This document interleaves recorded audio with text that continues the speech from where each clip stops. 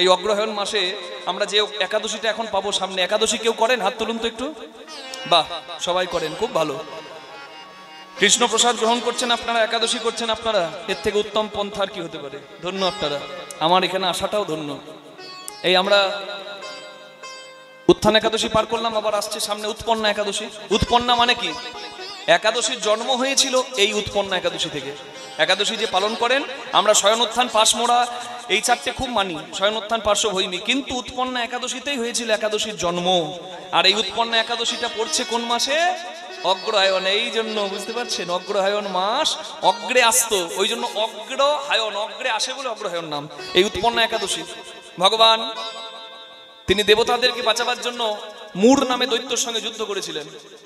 মূর নামে দৈত্য দেবতাদেরকে তাড়িয়ে স্বর্গরাজ্য থেকে বিতাড়িত করে তারা স্বর্গরাজ্য দখল করেছিলেন। মূর দৈত্য এত শক্তিশালী ছিলেন, সেই মূর নামে দৈত্য প্রতি ভয়ে ভীত হয়ে শিবের কাছে এসে দেবতারা জানায় যে প্রভু রক্ষা করুন। শিব বলে আমার ক্ষমতা নেই, এই ডিপার্টমেন্ট ভাগ আছে, যার ডিপার্টমেন্ট তাকে বলো। গিয়ে বললেন শ্রী বিষ্ণুর কাছে, ভগবান গোলক বিহারী হরি মূর নামে দৈত্যের সঙ্গে যুদ্ধ করলেন, বহু বছর যুদ্ধ করলেন। ভগবান তিনি বিশ্রাম চাইলেন। এই বিশ্রাম চাওয়াটাও ভগবানের একটা ইচ্ছা, কারণ ভগবান কোনো উদ্দেশ্য ছাড়া কোনো কাজ করেন না। ভগবান শুয়ে আছেন কোথায়? একটা গুহার মধ্যে। মূর দৈত্য সেই ফাঁকে এসেছে ভগবানকে শেষ করবে বলে, কিন্তু ভগবানের ইচ্ছাতে অসাধ্য সাধন হয়। মূর্খ মূর দৈত্য এটুকু জানে না। যার শক্তিতে শক্তিমান তার কাছে এসেছে শক্তি দেখাতে। আর ভগবান শয়নে থাকলে কি হবে? তার ভেতর থেকে একটা জ্যোতি বের হলো, আর সেই জ্যোতির সেই অগ্নিস্পৃহা ওই মূর দৈত্যকে পুড়িয়ে শেষ করে দিল। সেই জ্যোতির্ময়ী, একটা অপূর্ব জ্যোতির্ময়ী ভগবানের কাছে দাঁড়িয়ে আছে, ভগবানের কাছে হাত জোড় করে দাঁড়িয়ে আছে। ভগবান বললেন, কে তুমি? বলে, তোমার থেকে আমার জন্ম হয়েছে, তাই আমার নাম হচ্ছে উৎপন্না। প্রভু তুমি আমাকে আশ্রয় দাও, তুমি কোথায় থাকতে চাও?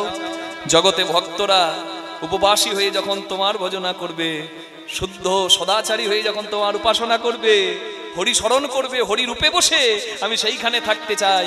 উৎপন্নাকে বললেন, বেশ, তুমি উৎপন্না, তুমি একাদশীতে বাস করবে। নিতাই গৌর প্রেমানন্দে হরি হরি হরি। তাহলে এই পবিত্র মাসে বসে আপনারা হরি কথা শুনছেন, কি কম ভাগ্যের কথা মা? হ্যাঁ, তাহলে বললেন এটাই অভ্যাস। মনকে স্থির করার একটা প্রথম কাজ হচ্ছে অভ্যাস করো। কি অভ্যাস? এই যে করছেন।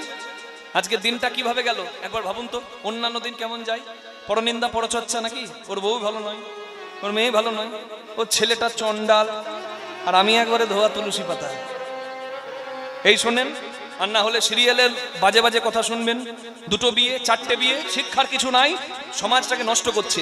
সিরিয়ালগুলো বানাচ্ছে কারা জানেন? ওই কলকাতার শহরের কিছু কিছু অসুস্থ মস্তিষ্কের মানুষ। আমি বলবো অসুস্থ মস্তিষ্কের মানুষ। তারা গ্রাম বাংলার সংস্কৃতিকে নষ্ট করে দিচ্ছে।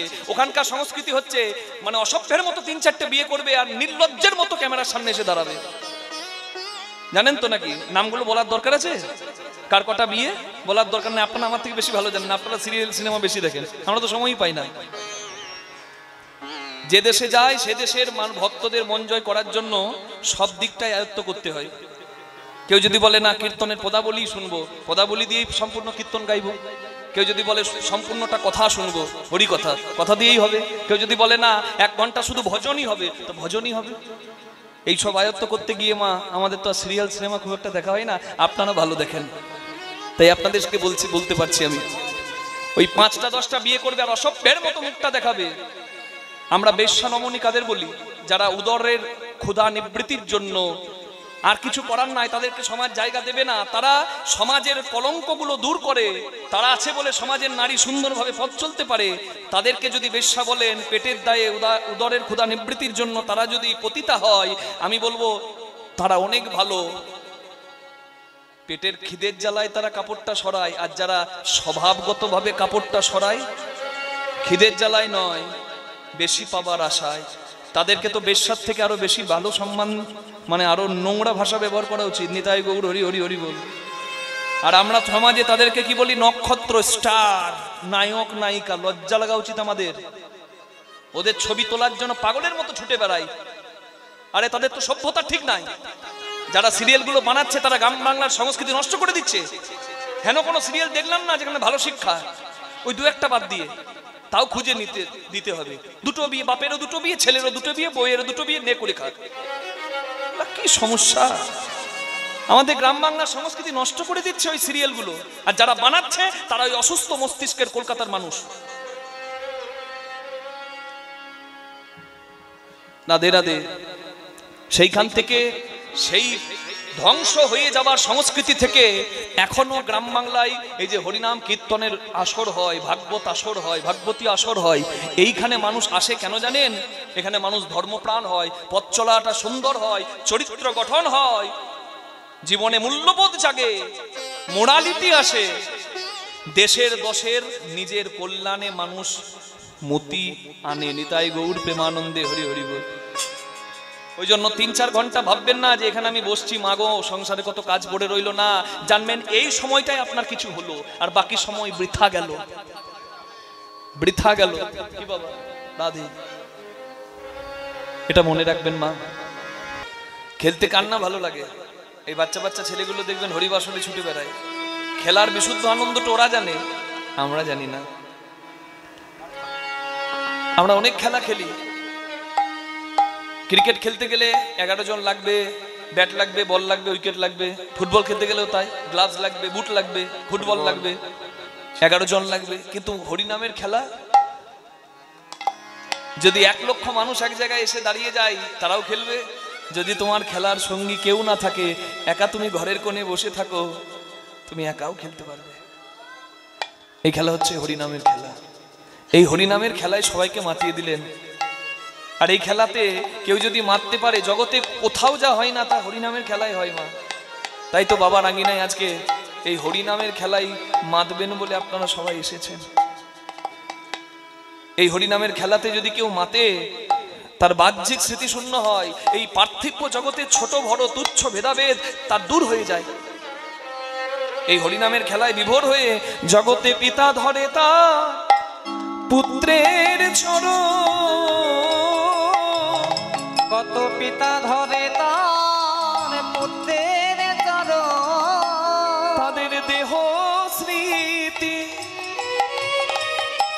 হয়ে বিস্মরণ, কত পিতা ধরে তার পুত্রের চরণ। আমি বলছি এই নামের খেলাতে মেতে গিয়ে না বাবা ছেলের চরণ ধরে। আপনারা বলবেন বাবা এ কখনো হয়? আচ্ছা, বাবা কখনো ছেলের পা ধরে? এটা হয়? হয়েছে মা। চৈতন্য মহাপ্রভুর পার্ষদ, তার নাম হচ্ছে শিবানন্দ সেন। তার ছোট্ট সন্তান 10 বছরের ছেলে পরমানন্দ সেন বাবার কাছে আবদার করেছিল, বাবা আজ তো আমার জন্মদিন, জন্মদিনে ছেলেরা বাবা মায়ের কাছে আবদার করলে কিছু পায়।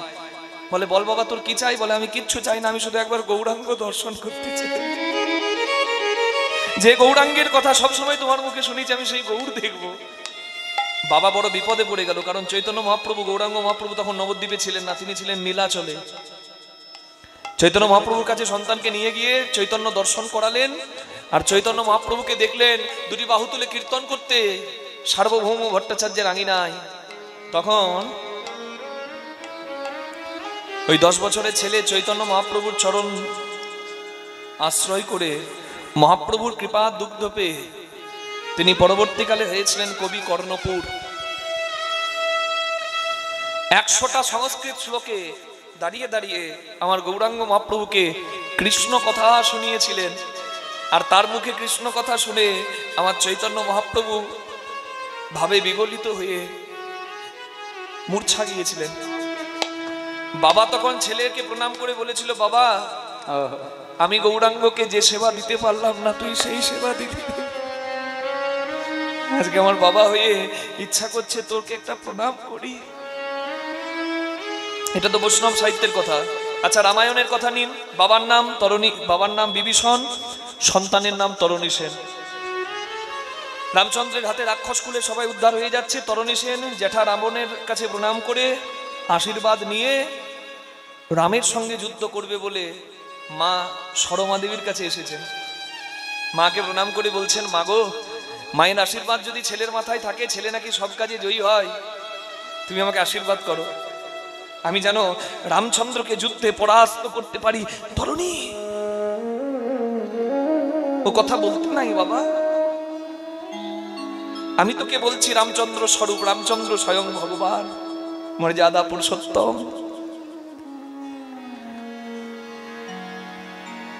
তুই যখন মনে মনে ঠিক করে নিয়েছিস যে তুই যুদ্ধ করতে যাবি, আমি তোর পথের কাঁটা হব না, তোর পথের বাধা হব না। তবে তুই যেখানে যাচ্ছিস সেইখানে যাওয়াটা তোর ধন্য হবে। আয় আমি তোকে নিজের হাতে আজকে শেষবারের মতো একবার সাজাই। মা ভালো করেই জানতো যে ছেলে যদি যুদ্ধ করতে যায় আর ঘরে ফিরবে না। তবে কি তার মাতৃত্ব, কি মহিয়সী নারী, সন্তানকে কোলে বসিয়ে সারা গায়ে রাম রাম রাম রাম রাম রাম নাম লিখে দিয়েছে। সারা গায়ে রাম নাম লিখে মাথায় আশীর্বাদ করে বলছে, যা বাবা, আমি যে সাজে তোকে সাজিয়ে দিয়েছি, সংসারে এই সাজের থেকে উত্তম সাজ আর কিছু নাই। আপনারা অনেকে লজ্জা পান মালা তিলক নিতে, আমি কষ্ট দেব দুঃখ দেব এমন কোনো কথা বলবো না। তবে শুধু এইটুকু জানিয়ে রাখি, আগেকার দিনে বিষ্ণুপ্রিয়া দেবী চুলে খোপা করতেন, চরণে আলতা পরতেন গৌরাঙ্গ মহাপ্রভু মানে স্বামীর ভালো লাগবে বলে। মা সতী ফুলের মালা দিয়ে শিবকে পরাতেন,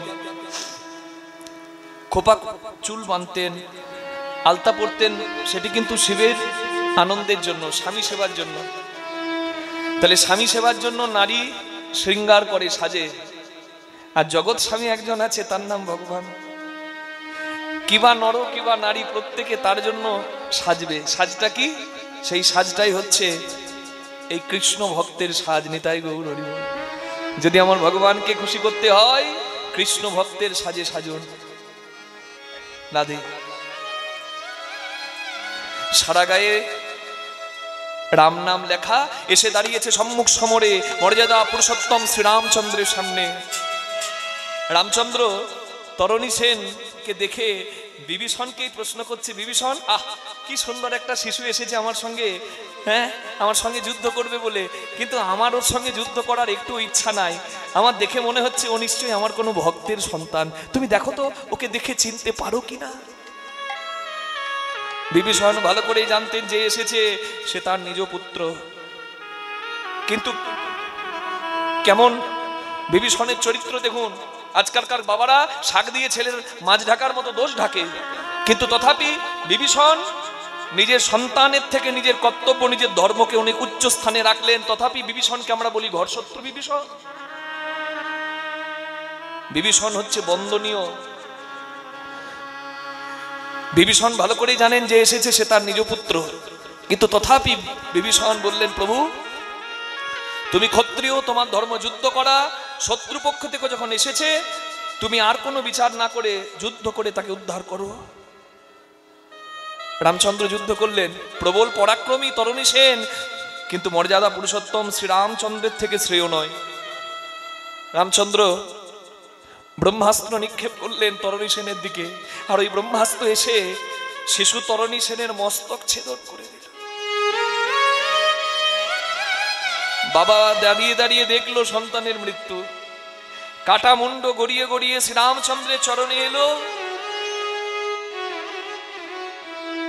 আর ওই কাটা মুন্ড মৃত্যুকালেও মাকে দেওয়া কথাটা মনে করে মরণকালে সেই মধুমাখা নাম করল, শ্রীরাম রাম রাম রাম রাম রাম, শ্রীরাম রাম রাম, রাম রাম রাম, শ্রীরাম রাম রাম, শ্রীরাম রাম রাম।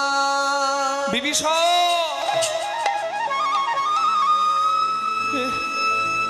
তুমি আমাকে দিয়ে কি করালে? যে ছেলে মৃত্যুকালে আমার নাম করে কাঁদে, তুমি বললে সে নাকি শত্রু সন্তান। আমার বিশ্বাস, আমার দৃঢ় বিশ্বাস ও নিশ্চয়ই আমার কোনো ভক্তের সন্তান। তুমি ওর পরিচয়টা বলো, ও কে? জীবনের সব থেকে কষ্টের হচ্ছে সন্তান শোক। শিবাসঙ্গনে হরিনাম আজও ধ্বনি হয়, ধ্বনিত হয়। এমনি এমনি সন্তানের মৃত্যু দেখেও হরিনাম বন্ধ করতে শ্রীবাস ঠাকুর দেয়নি। হরিনামকে ভালোবাসতে গেলে অনেক ত্যাগ স্বীকার করতে হয়। বিভীষণ এতক্ষণ পাথরের মতো হৃদয়টাকে করে রেখেছিল, সন্তানের মৃত্যু দেখলো, কিন্তু কাটামুন্ড শ্রীরামচন্দ্রের চরণে গেছে, আর মস্তকবিহীন নিথর দেহটা থরথর করে কাঁপতে কাঁপতে রক্তাক্ত দেহটা ধুলায় দূষরিত হয়ে যখন আস্তে আস্তে স্নিগ্ধ হয়ে গেল, শান্ত হয়ে গেল, বিভীষণ এক পা দুপা করে সন্তানের মৃতদেহটির কাছে গিয়ে সন্তানের চরণ দুটো নিজের মাথায় ঠেকিয়ে নিজের বুকে ধরে অঝোর দাদায় কাঁদতে লাগলো। তরুণী,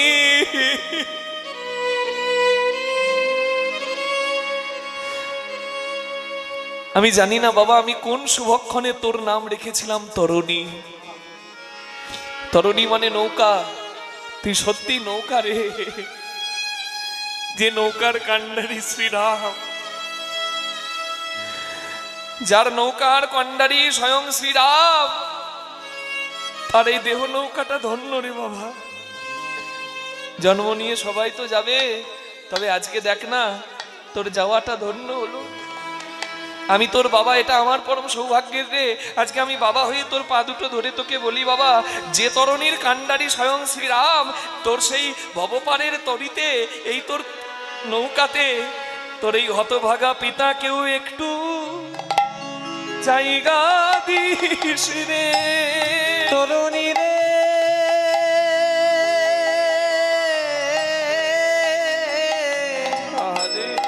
তোর পিতাকে একটু জায়গা দিস রে। আমি যেন ভব পারে যেতে পারি, পিতাকে একটু জায়গা দিস রে। আমি ভাব পারে তাই গৌর হরি বল, হরি বল। ভাব পারে আমি যেন যেতে পারি, তোর পিতাকে একটু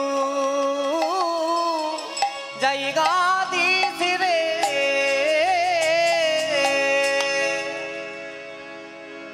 বাবা হয়ে সন্তানকে প্রণাম করলো কেন? ভক্তির জগতে, নামের জগতে সন্তান এগিয়ে গেছে।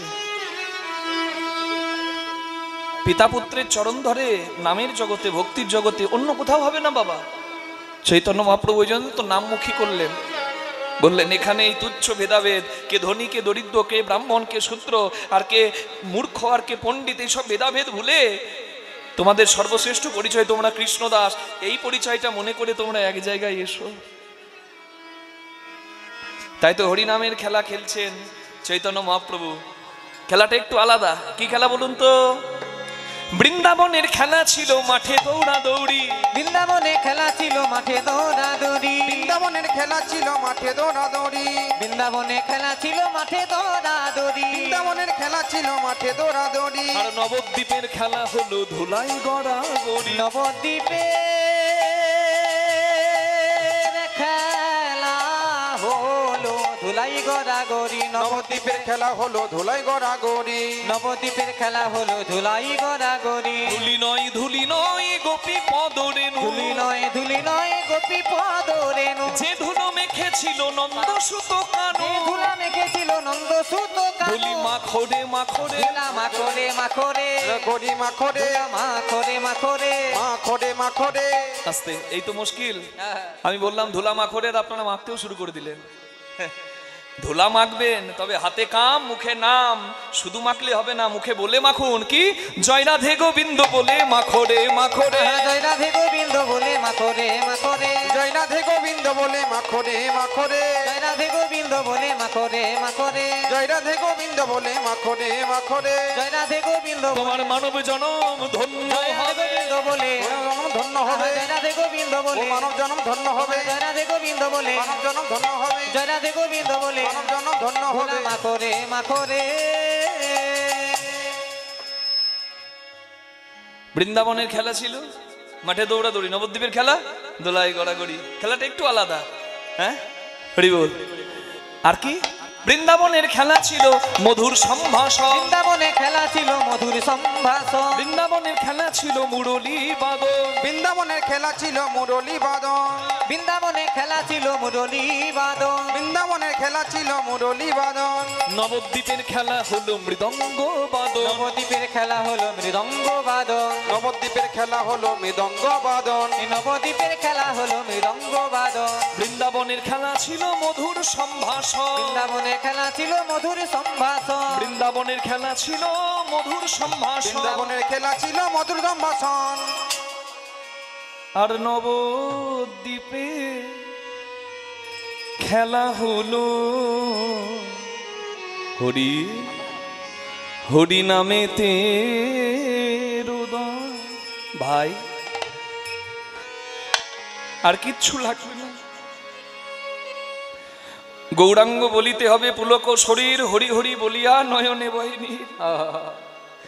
যদি তোমার হরি বলতে কৃষ্ণ বলতে চোখে জল আসে আর কিচ্ছু লাগবে না। যদি হরি বলে সবাই একবার তোমরা কাঁদতে পারো, যদি হরি হরি বলে সবাই আরে সবাই কাঁদিতে পারো, আমার প্রভুর খেলা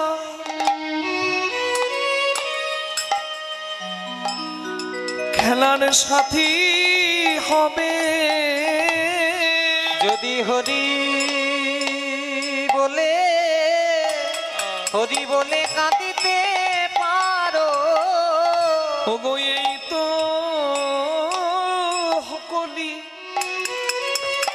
কলিকালের খেলা, মুখে হরি বলায়া বাহু তোলা, এই তো হরি হরি বল। হরি নামের খেলা, মুখে হরি বলায়ার বাহু তোলা, এই তো হরি নামের খেলা, হে হরি বলায়ান বাহু তোলা এই তো হলো নামের খেলা, নিতাই হরি গৌর হরি বাহু তোলা, এই তো হলো নামের খেলা, হরি বলা বাহু তোলা এই তো হলো নামের খেলা, যদি কেউ হরি হরি বলে কাঁদিতে পারো। সুরধ্বনির তীরে দাঁড়িয়ে চৈতন্য মহাপ্রভু দেখছেন পূর্বের সূর্য পশ্চিম আকাশে অস্ত যাচ্ছে। হরি বল। দিন শেষ, বয়স কারোর বাড়ে না বাবা, দিনের দিন বয়স কিন্তু কমে কমে আসছে। যার যতটুকু ছিল খাতায় একটা করে দিন মুছে যাচ্ছে, যেতে হবে সবাইকে। তাই সূর্যের অস্ত যাওয়া দেখে মানুষের জীবনের রবি, আয়ু রবি অস্ত যাওয়াকে তুলনা করে চৈতন্য মহাপ্রভু সকলকে শিক্ষা দিচ্ছেন। ওগো ভক্তবৃন্দ, তোমরা তাকিয়ে দেখো, সূর্য যেমন অস্ত যাচ্ছে তোমাদেরকেও মৃত্যুর কোলে ঢলে পড়তে হবে। সূর্য যেমন পশ্চিম আকাশে ঢলে পড়ে, তোমরাও ঢলে পড়বে। তাই যদি সব প্রশ্নের উত্তরটা না ঠিকঠাক দিতে পারো তাহলে উত্তর গোষ্ঠ তোমার সফল হবে না। নিতাই গৌর হরি বল। সব প্রশ্নের উত্তর যেখানে, সে তারই নাম হচ্ছে উত্তর গোষ্ঠ। হরি বল। আজকের কীর্তনটা একটা ছোট্ট বাচ্চাও শুনবে, আমার বৃদ্ধ বাবাও শুনবে, কারণ এটা সবারই গান। দুটি পালা, একটা আসার পালা, একটা যাবার পালা। আসার পালা মিটে গেছে, আর কিছু করার নাই, যে যেখানে আসা চলে এসেছেন, বাকি আছে যাবার পালাটা।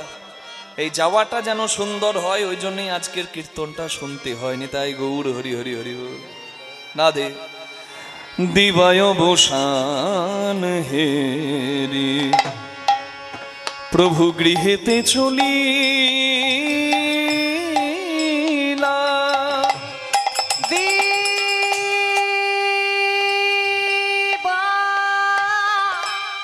দিবায় অবসান হেরি প্রভু আমার গৃহেতে চলি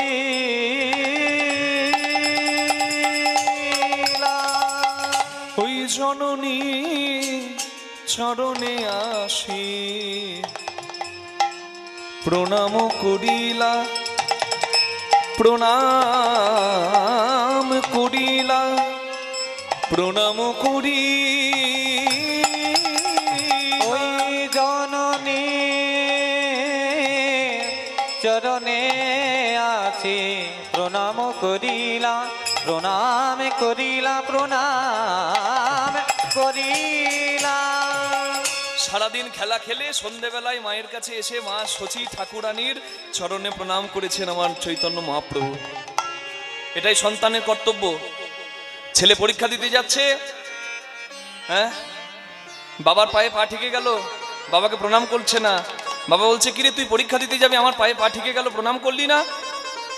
বলে, বাবা তুমিও তো পরশুদিন ঠাকুমার পায়ে পা ঠিকলো, কই তুমি তো প্রণাম করলে না। হরি বল, তৈরি থাকুন। আপনি আচরি ধর্ম জীবেরে শেখায়, আপনি না করিলে ধর্ম শেখানো না যায়। লালয়েত পঞ্চবর্ষানি 10 বর্ষানি চ তারয়েত প্রাপ্তিতু 16 বর্ষে পুত্র মিত্রবৎ আচরয়েত। 5 বছর পর্যন্ত সন্তানকে গায়ে হাত দেবেন না, ওটা তার ভালোবাসার সময়, ওই সময়টা তার কাছ থেকে কেড়ে নেবেন না। ওই সময়টা ভালোবাসা দেবার সময়, মস্তিষ্কের বিকাশ হবে ওই সময়টায়। শাসন করবেন না, ভালোবেসে বলবেন।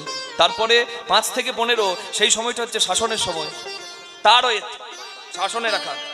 প্রাপ্তি তো 16 বর্ষে, যখন 16 বছর বয়স হয়ে গেল আর কিন্তু হাত তুললে হবে না, শাসন করলে হবে না। তারপরে পুত্র মিত্রবৎ আচরয়েত, সন্তানের সঙ্গে বন্ধুত্বের সম্পর্ক করতে হবে। তার মানে এইটা নয় সন্তানের সঙ্গে বিড়ি ফুঁকতে হবে ঝোপের ধারে।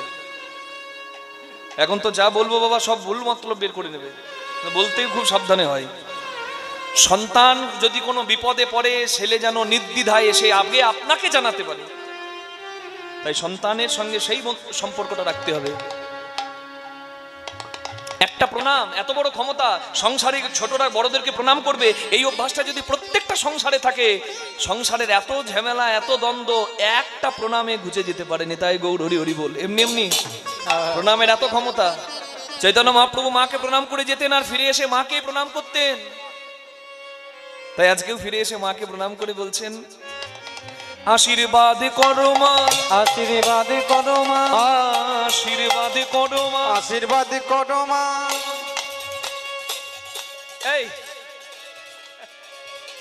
এই এক খেপা ছেলে, এই আমার এক খেপা ছেলে। হ্যাঁ, আরে সারাদিন ধেই ধেই করে হরিনাম করবে আর শেষে আমাকে প্রণাম করে বলবে আশীর্বাদ করো। না না, এখানে নয়, ওইখানে। সচিমা বলছে, অনিমাই তোকে আমি কি আশীর্বাদ করব? বলে, আমি কিচ্ছু চাই না মা, তুমি আমাকে এইটুকু আশীর্বাদ করো, যেন কৃষ্ণ বলে কাঁদতে পারি, আশীর্বাদ করো মা। নিতাই গৌর হরি বল। আশীর্বাদ করো যেন মা, কৃষ্ণ বলে কাঁদিতে পারি, আশীর্বাদ করো মা। গড়াগড়ি দিতে পারি, আশীর্বাদ করো মা। গড়াগড়ি দিতে পারি, আশীর্বাদ করো মা। গড়াগড়ি দিতে পারি, আশীর্বাদ করো মা।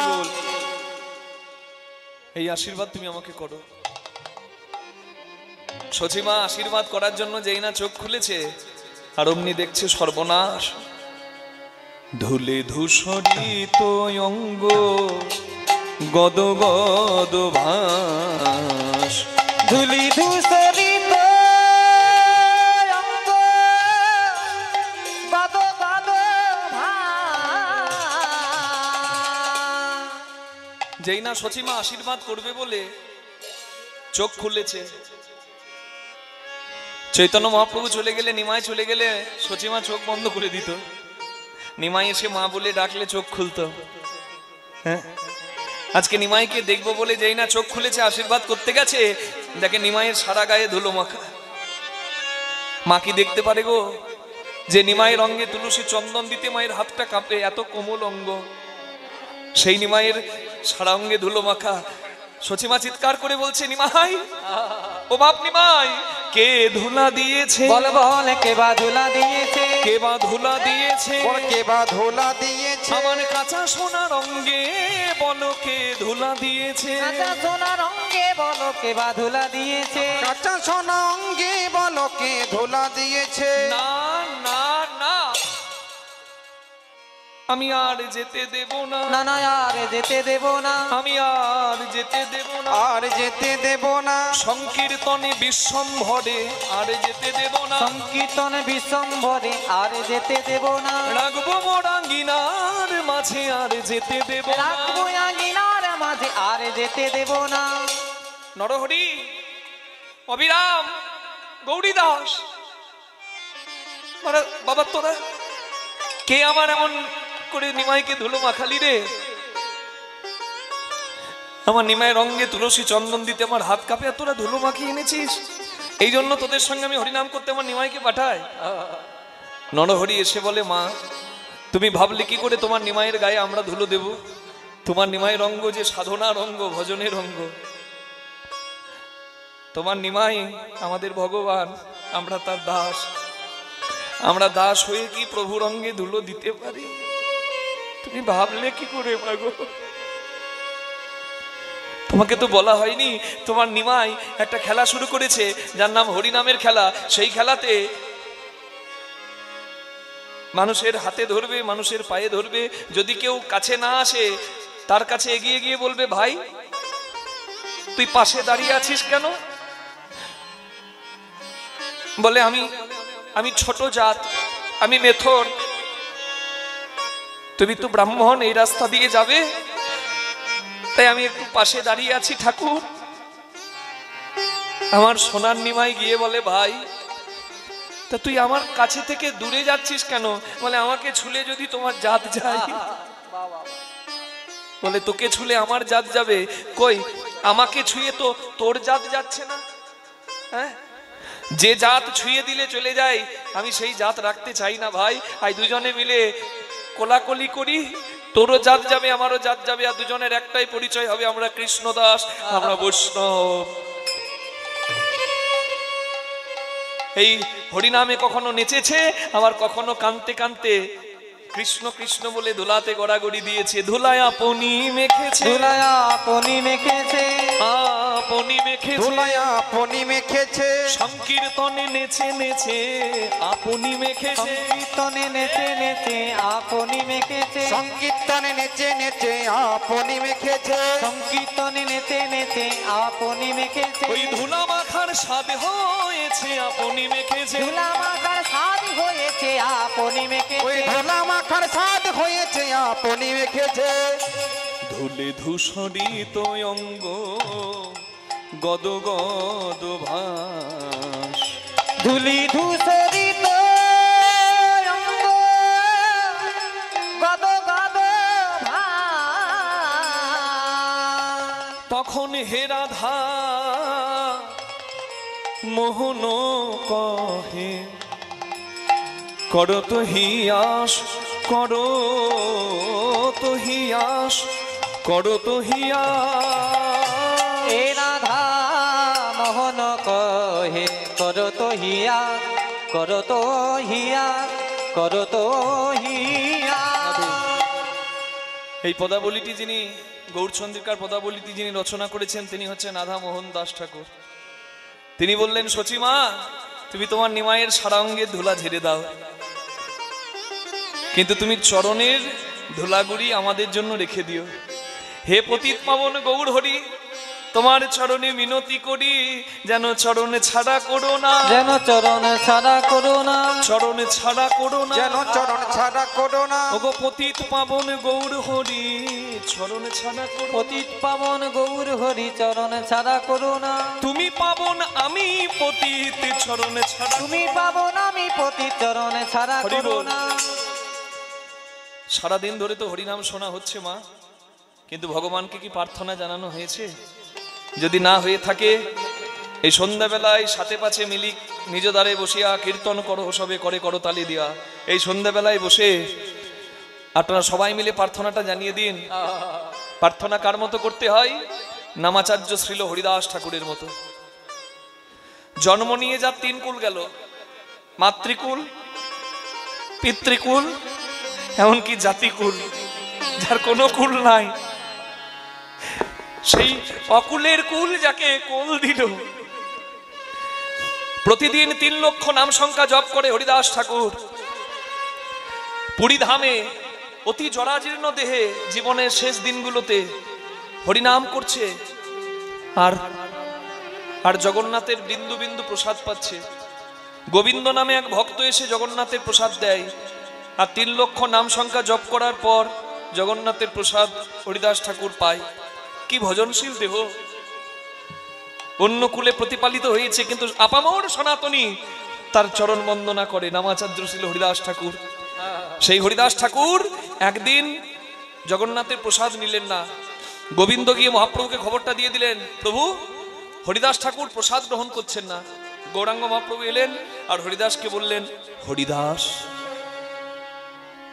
তুমি জগন্নাথের প্রসাদ গ্রহণ করছো না কেন?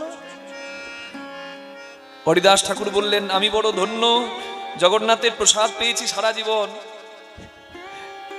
তবে আজকে আমি মন্দিরের জগন্নাথ নয়, আমার সচল জগন্নাথের কাছে প্রসাদ চাই। কি চাও তুমি? প্রভু আমার দিন শেষ। সাধক তার যাবার কাল বুঝতে পারে। হরিদাস ঠাকুর বলছেন, আজ আমার শেষ দিন প্রভু, আমি বিদায় নেব, তবে সারা জীবন তোমার কাছে কিছু চাইনি, আজ যদি কিছু চাই তুমি কথা দাও, ফিরিয়ে দেবে। চৈতন্য মহাপ্রভু বললেন, বলো হরিদাস তোমার কি চাই? বলে, যখন আমার দেহ থেকে প্রাণ বেরিয়ে যাবে, আমার বদনে যেন কৃষ্ণ নাম থাকে, গৌরাঙ্গের নাম থাকে, নয়নে হেরিব তোমার ওই রূপ মাধুরী, আমার কান যেন হরিনামে ধ্বনি পায়, মুখ যেন হরিনাম করতে পারে, চোখ যেন তোমার বদন দর্শন করে, আর যাবার কালে তোমার যুগল চরণে যেন আমার পদ্ম মাঝে আমি ধরতে পারি।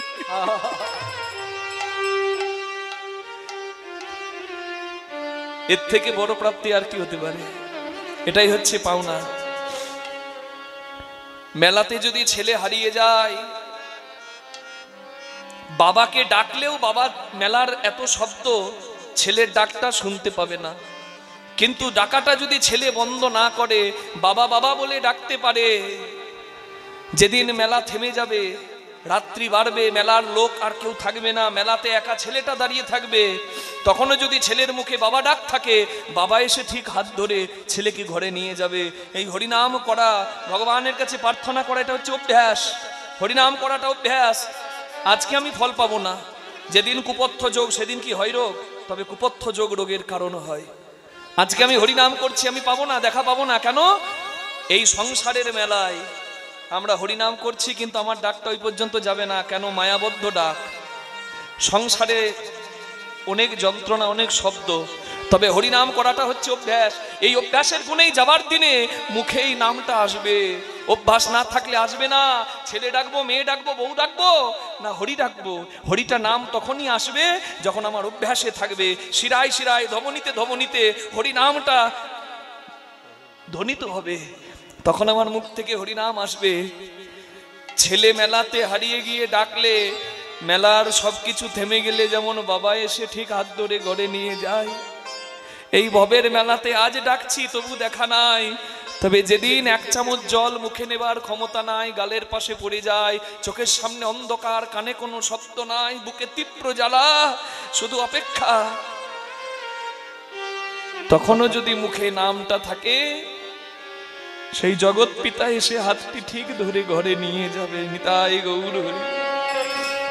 তাই প্রার্থনা করুন, চরণ ছাড়া করো না, যেন চরণ ছাড়া করো ওগো পতিত পাবন গৌর হরি, চরণ ছাড়া করো না, পতিত পাবন গৌর হরি, চরণ ছাড়া করো না, তুমি পাবন আমি পতিত, চরণ ছাড়া করো তুমি না, পাবন আমি তুমি নাম ধরেছো পতিত পাবন আমি পতিত, নাম ধরেছো পতিত, তুমি পাবন আমি পতিত, নাম ধরেছো পতিত পাবন, তুমি পাবন আমি পতিত, নাম ধরেছো পতিত পাবন, তুমি পাবন আমি পতিত, নাম ধরেছো পতিত পাবন, তুমি পাবন আমি পতিত, নাম ধরেছো পতিত পাবন, চরণ ছাড়া করো না।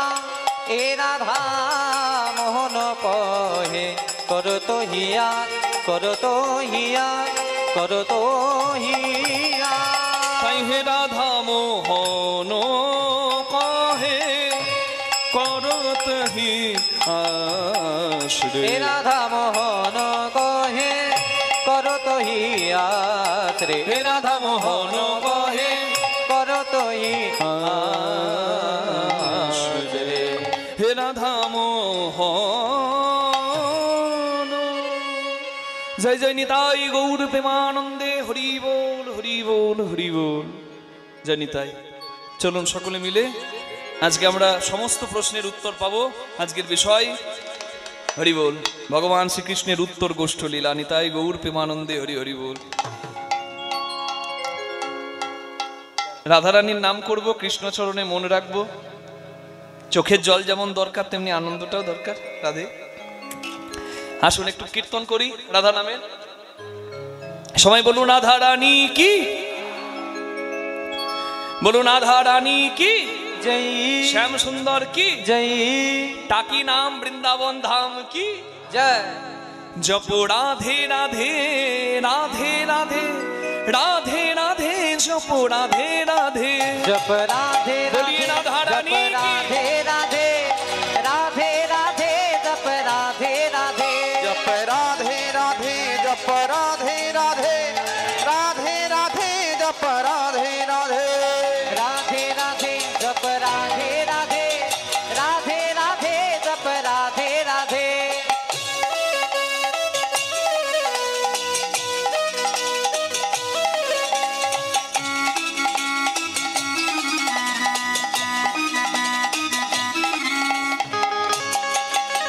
बोलिए राधा रानी की।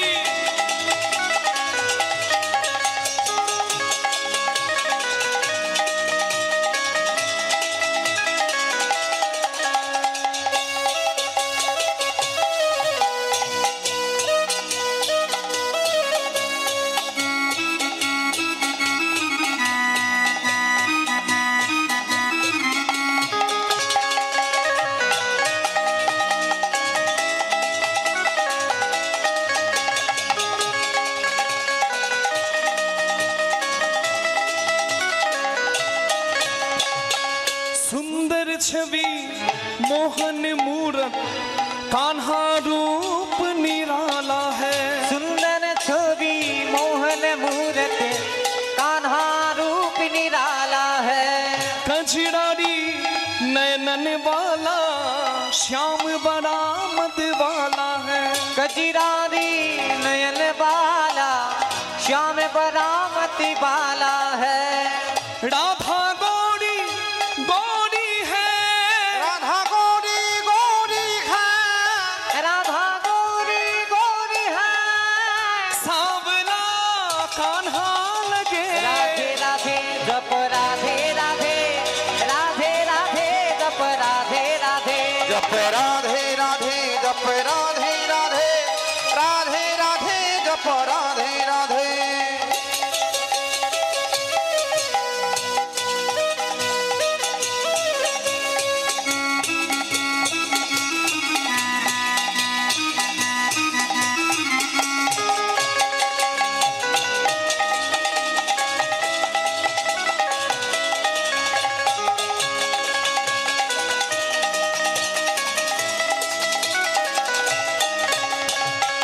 बिन राधा के श्याम अधूरे, राधा संग लगते पूरे।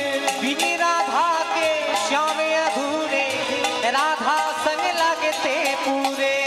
बिन राधा के श्याम अधूरे राधा संग लगते पूरे।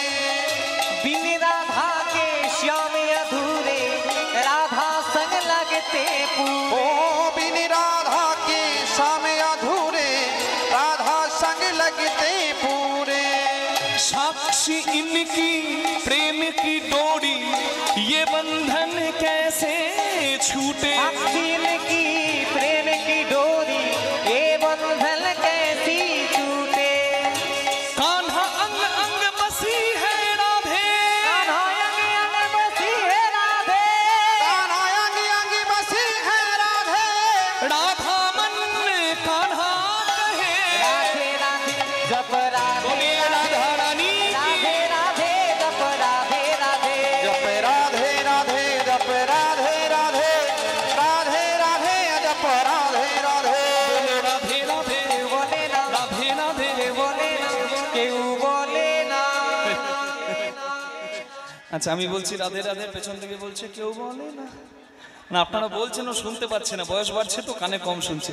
একটু জোরে বলে দেবেন মা, দুটি বাহু তুলে বলো রাধে রাধে, বাহু তুলে সবাই মিলে রাধে রাধে প্রেম সে বলো রাধে রাধে জয় জয় রাধে, রাধে রাধে বাকে বিহারি রাধে রাধে গোবিন্দ মন্দির में রাধে রাধে मुरारी मोहन রাধে রাধে बोलो अष्ट सखी जी राधे राधे बोलो निधुवन जी में राधे राधे प्रेम से बोलो राधे राधे गाँव गाँव में राधे राधे नंद गाँव में राधे राधे बोलो गोकुल धाम में राधे राधे रावल धाम में राधे राधे गिरिराज में राधे राधे प्रेम से बोलो राधे राधे भाव से बोलो राधे राधे यमुना तट में राधे राधे बंशी मठ में राधे राधे दान घाट में राधे राधे केशी घाट में राधे राधे राधा कुंड में राधे राधे श्याम कुंड में राधे राधे मानसरोवर राधे राधे कुसुम सरोवर राधे राधे मानसी गंगा राधे राधे चरण पहाड़ी राधे राधे पृथ्वी का लोटा राधे राधे बाहु तुले राधे राधे सबाई मिले राधे राधे जय जय राधे राधे राधे श्याम भी राधे राधे राधे प्यारी राधे राधे राधे जय जय राधे राधे राधे बोलिए राधा रानी की राधे राधे जप राधे राधे राधे राधे जप राधे राधे जप राधे राधे जप राधे राधे राधे राधे जप राधे राधे ओ जप राधे राधे ओ जप राधे राधे जप राधे राधे ओ जप राधे राधे जप राधे राधे ओ जप राधे राधे जप राधे राधे बोलो राधा रानी की, श्याम सुंदर की, वृंदावन धाम की। বিষয় পঞ্চক আর ভূতগণ এরা তোর কেউ নয় আপন,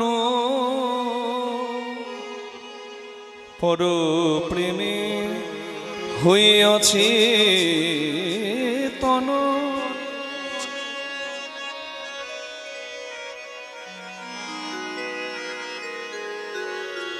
ভুলিস কেন আপন জনে,